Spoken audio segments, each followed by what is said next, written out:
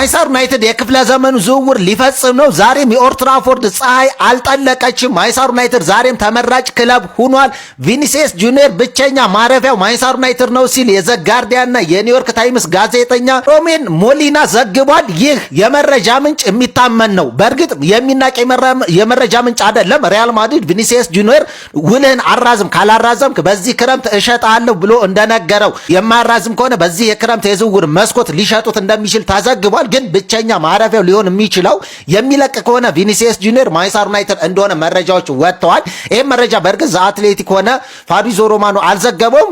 የዘጋርዲያና የኒውዮርክ ታይምስ ጋዜጠኛ ግን የሚታመን የመረጃ ምንጭ ነው። በጣም ታማኝ የሚባል የመረጃ ምንጭ ነው። የሆነ ነገር ሳያገኝ የዘገበው ነገር አይደለም።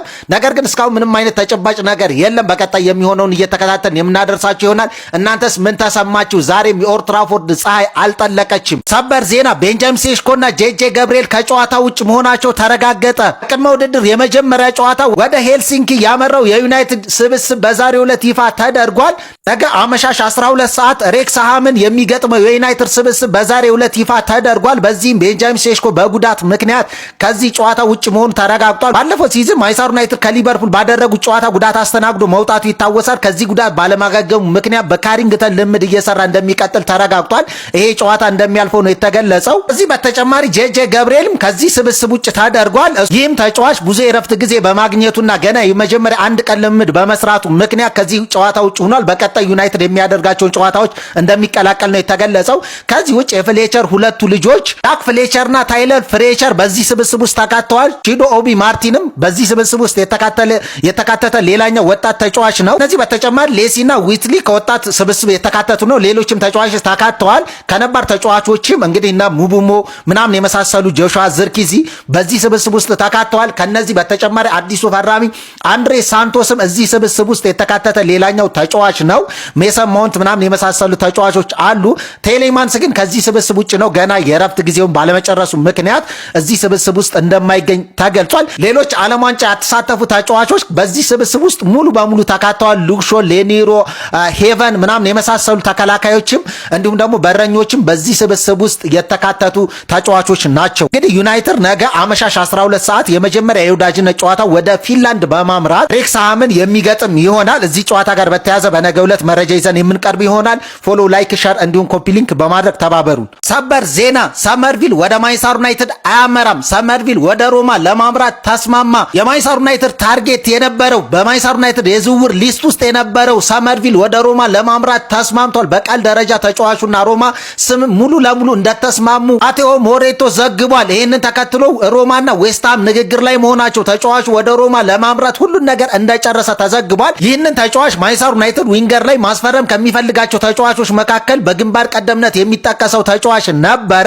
አሁንም እንግዲህ ዩናይትድ የመጀመሪያ ፕላኑን እየተነጠቀ ይገኛል። ሌላኛው የተነጠቀው ተጫዋች ሰመርቪል መሆኑ ተረጋግጧል። ሰመርቪል ወደ ሮማ አምርቷል። እናንተ በዚህ ጉዳይ ያላችሁን ሀሳብ አስተያየት አካፍሉ። ማንቸስተር ዩናይትድ የፕሪሲዝን የመጀመሪያ ጨዋታውን ወደ ፊንላንድ የዋና ከተማ ሄልሲንኪ በማቅናት ነገ ከሬክሰም ጋር ከሻምፒዮንሺፕ ቡድን ጋር ከሆነው ከሬክሰም ጋር ያደርጋል።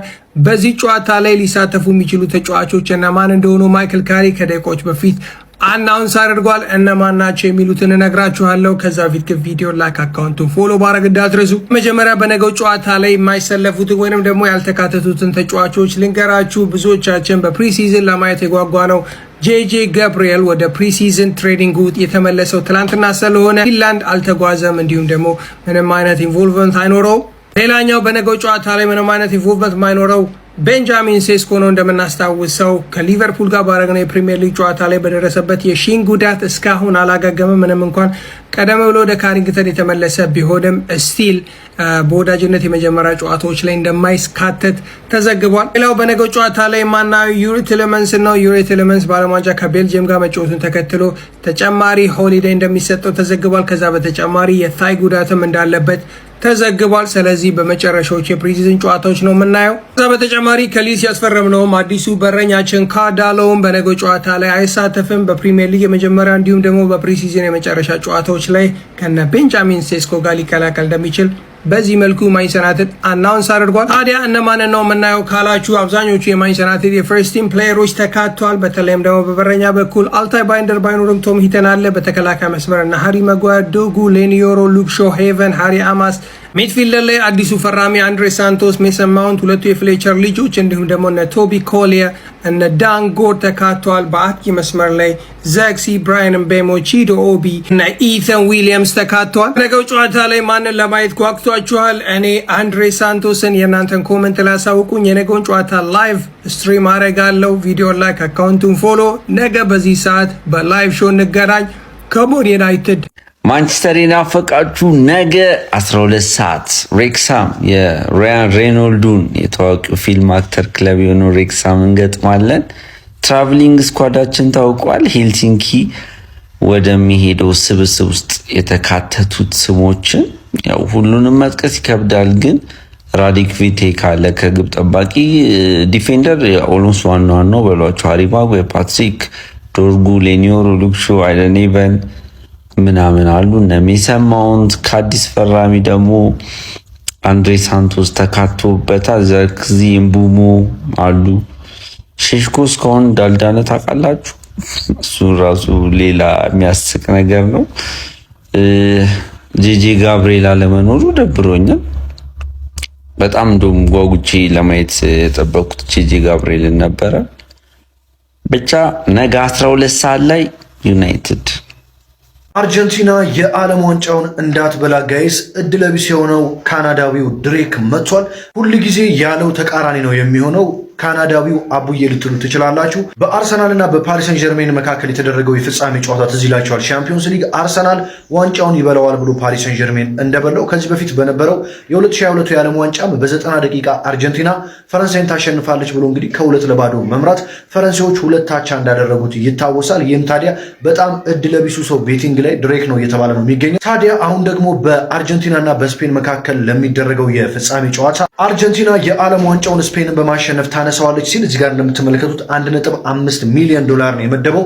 ታዲያ እንዳለው አርጀንቲና ዋንጫውን የምታሳካ ከሆነ $5 ሚሊዮን የሚያገኝ ይሆናል ማለት። እንግዲህ ድሬክ ስፔንን ብሎ ቢመድብ አርጀንቲና እንደምትበላው እርግጠኛውን የመናገር ይችል ነበረ። ነገር ግን ድሬክ አርጀንቲና ነው ዋንጫውን የምትበላው ማለቱን ተከትሎ ስፔን የመብላት እድሏ ሰፊ ነው ብዬ አስባለሁ። ታዲያ ድሬክ በስተመጨረሻ በአርጀንቲና ተሳክቶለት ቤቲንግ ማሸነፍ ይችላል ወይስ ደግሞ የድሬክ መጥፎ እድል አርጀንቲናን ተከትሎ ስፔን ዋንጫውን ታሳካለች? የእናንተን ሀሳብ ኮመንት ላይ አስቀምጡልኝ። ፎሎ ማድረግ አይረሳ። ይመቻችሁ። ሊዮኔል አንድሬስ ሜሲ ከነገው የዓለም ዋንጫ የፍጻሜ ጨዋታ በፊት አስተያየቱን ሰጥቷል። በነገራችን ላይ ሊዮኔል አንድሬስ ሜሲ እንደተናገረው ከሆነ የዓለም ዋንጫውን ባሳካው ደስ ይለኛል፣ ነገር ግን እኔ የእግር ኳስ ተልእኮዬን በ2022 በኳታር የዓለም ዋንጫ አጠናቅቅ ያለው ሁሉንም ነገር አሳክቻለሁ ሲል የተናገረ ሲሆን ላሚን ያማል እጅግ በጣም ምርጥ ተሰጥኦ ያለው ተጫዋች ነው። የባርሴሎና ደጋፊ እንደመሆኔ ባርሴሎናዎች ይህንን ተጫዋች በማግኘታችን እድለኛ ነን ሲል የተናገረ ሲሆን በልጅነቱ የተነሳነው ፎቶ አሁን ድረስ ያስገርመኛል።